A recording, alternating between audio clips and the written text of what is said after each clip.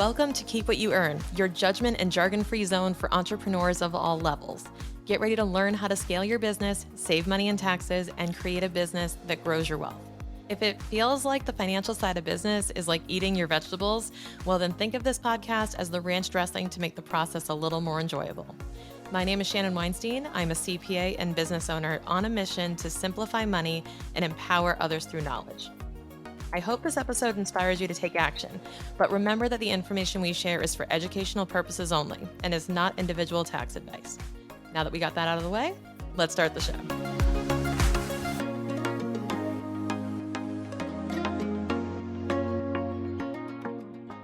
If you've ever been part of a business coaching program or gotten exposure to any type of education, or maybe you follow some influencers on social media who are specifically targeting marketing strategies, today we're going to talk about the one strategy that I think I have worked on the most, one piece of the strategy, I guess you could call it, that I got totally wrong for like 2 or 3 years.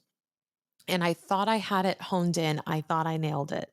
But it just occurred to me in the most recent couple of months as I've been reading more content and watching more strategy sessions in a program that I'm in now. I'm realizing I've been doing this slightly wrong the whole time. And I'm going to tell you how I came to that realization as well. I'm going to go through my case study at the end of this episode. But what I want to do is kind of share some of my lessons learned when it comes to articulating the problem that you solve in your marketing. And yes, I know this is a financial driven podcast and I'm a tax expert, but let me tell you something. When it comes to marketing, that is probably my second passion and I absolutely love it. And it will drive revenue. I see so many businesses, so many business owners missing out on their full potential because they're having trouble articulating what it is they sell or how they can solve a problem. And that is really the gateway to any sort of business taking off. And I want to see you be successful. So, we're going to share some tips that I've learned along the way when it comes to articulating your problem in your marketing. You may have heard advice from business coaches like, what problem do you solve? If I ask you that right now, if you were to hit pause in this podcast, which go for it and just journal on this for a second. When I say, what problem do you solve? What comes to mind? So let me use me as a case study through this. Now, when I say, what problem do you solve? I go, okay, lack of clarity around money, stress around money, stress at tax season, high tax bills, obviously anything tax compliance, right? So like late fees, penalties, high tax bills, stressful tax seasons, disorganized books, et cetera, right? All the problems that are the quote unquote symptoms of, not having your financial stuff together, right? That makes sense, right? Yeah, Shannon, you solve those problems. Okay, great. But I think I had this wrong. I think there's two problems. I think you have to split the problem you solve into two different things. One is the problem you solve, and one is the problem you sell. Okay. The problem you sell is the problem that your ideal client is Googling. That is the thing that they feel when they go, oh shit, I got to call this person. In the coaching programs I've been a part of, I call this the oh shit moment. I go, something just happened. They pick up the phone and they go, oh my God, Shannon, I need to talk to you. Okay, it's time. I need to hire you. I need your help, right? They will call you right now and say, I need your help. This is urgent. I want you to think about what just happened that would have triggered that phone call. That is the problem you sell. Because that is the thing they're Googling. That is the thing they're telling Siri to do for them or whatever. And that is the problem that they feel, they perceive, they see as something in their way of their desired lifestyle or results, state of being, whatever it is, right? Now, then there's a problem you actually solve. The problem you solve is the true problem. The problem you solve is the ultimate betterment, right, that you're going for. I had a guest on our show, Mel Abraham, and he so eloquently says that entrepreneurship is improving the human condition. So, how do you improve the human condition? How do you actually better your clients' lives, results, whatever that may be? I realized that the problem I actually solve is lower tax bills, confidence, clarity around money, et cetera, et cetera. Those are like the problems I actually solve. But what I realized was that what people were actually searching for, or people were actually wanting, and what was really distinguishing me from other CPAs, what was happening was business owners, And you know this is true.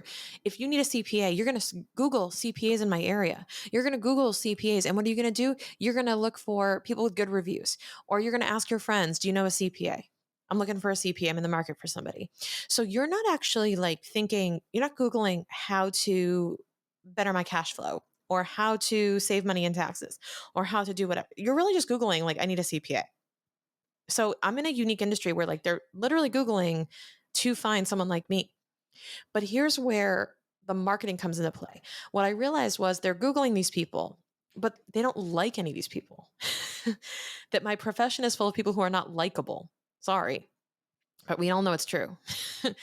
And I go, oh, the problem I solve is basically lack of clarity, big tax bills, et cetera, because my goal is to better my client.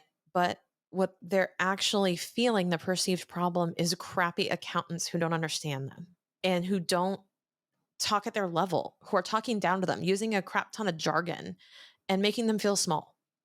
And I go, that's the problem. That's the problem I solve. I solve for the fact that there are really crappy accountants who are not serving you as a business owner. And I'm very passionate about that. That's why this whole show exists. So isn't that interesting? So that's the problem I sell, right? That's the problem that I am out there preaching.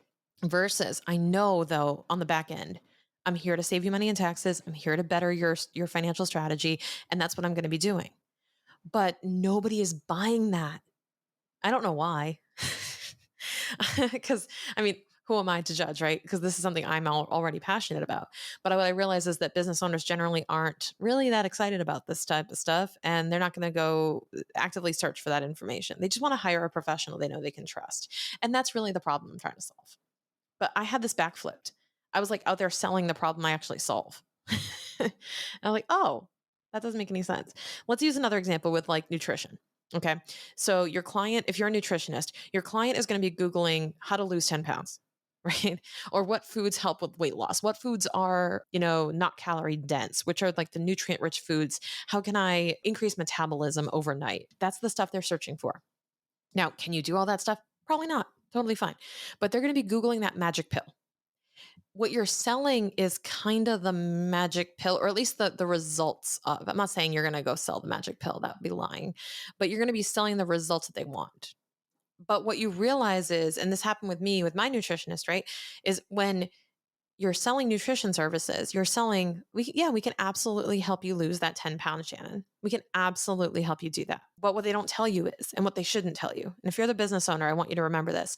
Don't go into the features, don't go into what they're going to do. Just say, yes, we can absolutely help you get that result.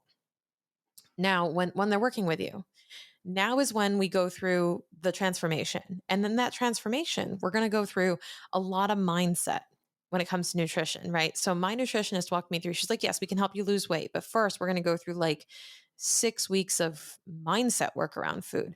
Once I signed in, I was like, okay, but like, am I going to lose weight? Like, why am I not losing weight yet? And the truth of it was, it had to happen that way. You don't realize until you're through it. Like, you have to just trust the person and trust the process. But the person has to say, yes, I can get you to where you want to, but trust me on how we're going to get there. It's like how you're trusting a driver. You're getting in the backseat of someone's car, picking up from the airport, and you trust they're going to take you where you need to go. You trust it. Taxi cab, whatever it is, because they know the area. You trust that they will take you to the destination that you've asked for. Right. But you're trusting them with your life, your being, right? You're in the car. You don't have any real autonomy over where you're going to go or what you're going to do at this point. You're in their car. That's what I want you to have visualized for you and your customer, that you have built trust. You have then sold them on letting you guide them on the journey. And then now they're in the back and they're trusting you that you're going to get them there. But you're going to be able to take whatever route you deem fit, and you're going to be able to get there using your route, your tried and true method to get them there. And they will be happy on the back end. This is a really cool concept to me because Really often in coaching programs, I hear all the time, I hear people say, like, what problem do you solve, or what do you provide your clients, or, what do you do for your clients? And again, I'm not knocking the woo-woo people, but I'm going to go there and just like list out all the words that keep coming up, right?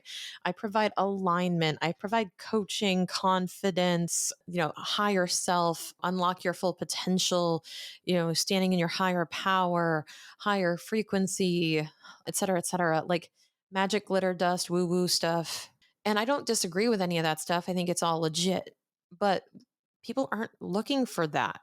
When you say, I'm going to help you step into your higher self, what does that mean? Right? What are people actually searching for? That could look like, I'll help you get that next promotion, or I'll help you dive fearlessly into entrepreneurship, or I'll help you ask out that person, or, date fearlessly, or rekindle your romantic relationship, whatever that looks like to your clients. Right. And maybe it's specifically one of those things is just the most common struggle that you help with. And that's how you can articulate, this is what we're going to help you do, right? Because people are going to Google that type of stuff. And you have to keep that in mind. They're not Googling how to work on my mindset. They're not Googling alignment, how to find alignment in my life. Like, they're not defining it that way. That's what you would define it as. But in their terms, it's going to look totally different. How to get out of my relationship, how to rekindle my romance, how to get a promotion, how to whatever, elevate myself in my career. They're going to be looking for that type of stuff. And you're going to want to speak to that in your marketing and make sure that it's visible and known. So, why am I saying all this? It's because I think that we're getting too caught up with sharing the problem we solve, that we're not focusing enough on a problem that we can sell.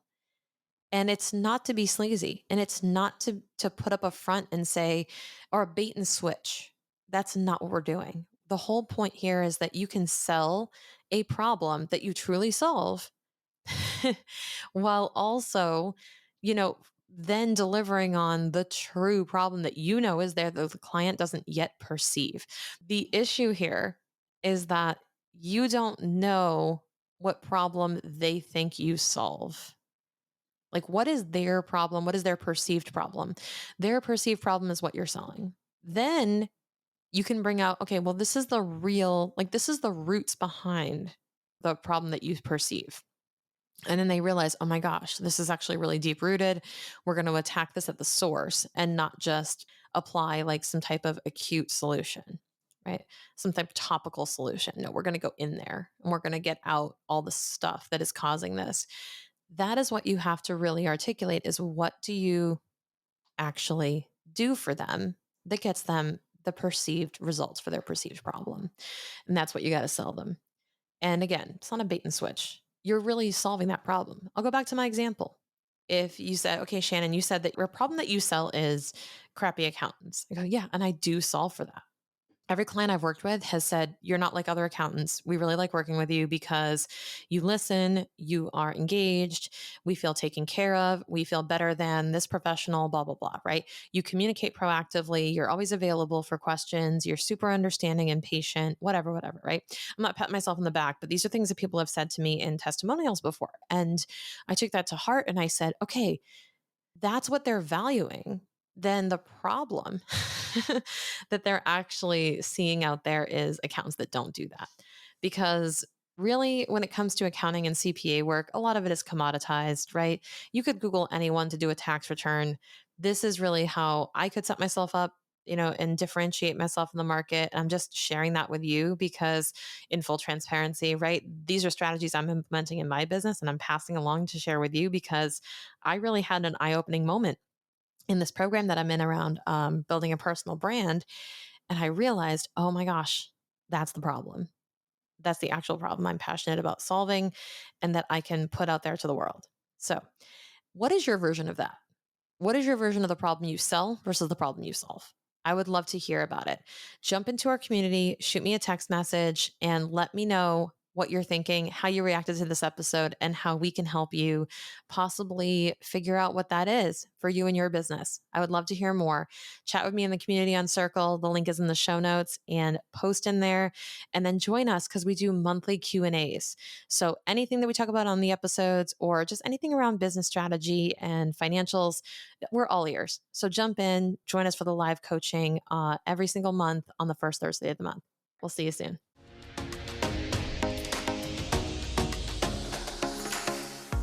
If you're an entrepreneur who's just starting out, it can be overwhelming to think about all the responsibilities you have when it comes to financial management and taxes. Even if you've been binging this podcast, implementing all of it can be really stressful if you don't have a clear list of action steps and know exactly what you should be doing right now. Luckily, we organized all of this for you in the Business Financial Quick Starter. This is your one-stop shop for beginning steps of entrepreneurship so you can build your business confidently from day one. This is not me teaching accounting, no way. It's a specific set of essential action steps to save you a lot of time, money, and headaches as you embark on your own entrepreneurship journey. We cover everything from setting up your business bank account all the way through avoiding a surprise tax bill. Now, as a podcast listener, you get 10% off with code KEEPWHATYOUEARN, all one word. So dive in now and access your Business Financial Quick Starter.